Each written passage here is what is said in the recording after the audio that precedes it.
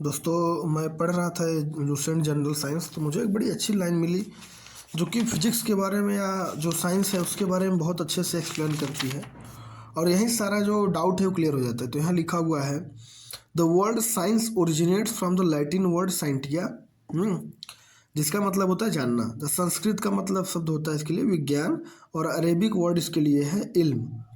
और इन सब का मतलब होता है नॉलेज। यानी कि साइंस जो है systematic knowledge based on facts, experimentation and observation है, इज कॉल्ड साइंस। ये नहीं कि हवा हवा में कुछ भी बोल दिया, तो वैसा नहीं है।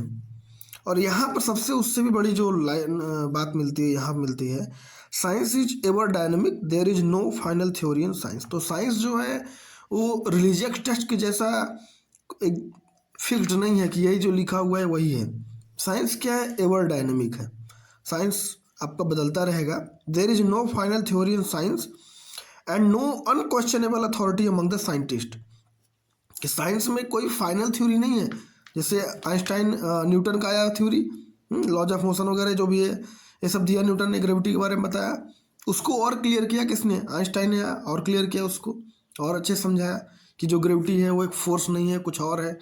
तरह तरह की चीज़ें बताने शुरू किया। अटामिक वाला अगर आप पूरा अटामिक जो स्ट्रक्चर है उसको देखेंगे तो मालूम चलेगा शुरू में क्या है, एटम क्या है, इलेक्ट्रॉन उसके अंदर है कि नहीं है, सब सारी चीज़ें एक एक को गलत सिद्ध करते हुए धीरे धीरे आगे निकली। तो साइंटिस्ट इस तरीके से आगे बढ़े। In science the approach is always open minded in which no point of view are overlooked without logical reasons. तो यहाँ पर भी वही बात करी जा रही है। साइंस में ऐसा नहीं कि कोई बंदा बोल दिया या फेस वैल्यू पे डिपेंड करे, नहीं। साइंस में हमेशा लॉजिकल रीजन के ही बेसिस पर डिसीजन लिया जाएगा और वही चीज़ें डिस्कस करी जाएंगी और वही चीज़ें आगे बढ़ाई जाएंगी। In fact all theories of science have to be updated wherever required. तो जब भी ज़रूरत होगा साइंस की जो थ्योरीज हैं उनको अपडेट किया जाएगा। क्यों किया जाएगा? So that they are consistent with all the experimental data collected by that time.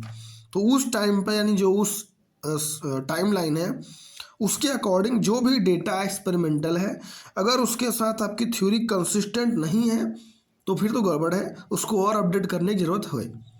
ठीक, तो ये है साइंस। दोस्तों साइंस की खूबसूरती इतने में ही लिख दी गई है। साइंस क्या है इतने 4-5-6 लाइन में आपको क्लियर कर दिया गया। साइंस ये है।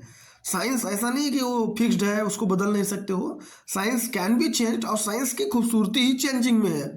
जैसे हम आगे बढ़ते रहे हैं, हमारी सोशल कंडीशंस चेंज होती जा रही हैं, हमारे पहनावे, हमारे खान पान, सारी चीज़ें हम बदलते जा रहे हैं, तो वैसे ही साइंस भी बदलती जा रही है। साइंस चीज़ों को और अपडेट कर रही है, साइंस और चीज़ों को लॉजिकल बना रही है, साइंस और चीज़ों को अपडेट कर रही है ताकि हम इंसान अपनी ग्रोथ कर पाए।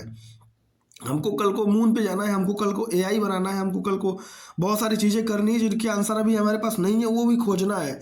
तो उसके लिए हमें नॉलेज चाहिए। और अगर पिछले नॉलेज में कोई गड़बड़ी रह गई है तो उसको साइंटिस्ट आके कोई अगला क्लियर करे, ताकि वो समझाए कि भाई ये इसमें गड़बड़ी था, हमने इसको ठीक किया, अब आगे समझने में आसान हो गया।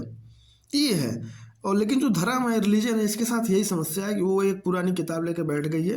वो बोलता है इसी में सारे आंसर्स लिखे हुए हैं, अब उसमें हो ना हो कोई फ़र्क नहीं पड़ता, लॉजिकल लगे ना लगे कोई फ़र्क नहीं पड़ता, उनके फॉलोअर उसको बस फॉलो करते जाएं, जैसा वो बोल रहे वैसा मान लो। तो ये नहीं चलने वाला है, ये किसी इंसान के लिए ठीक नहीं है।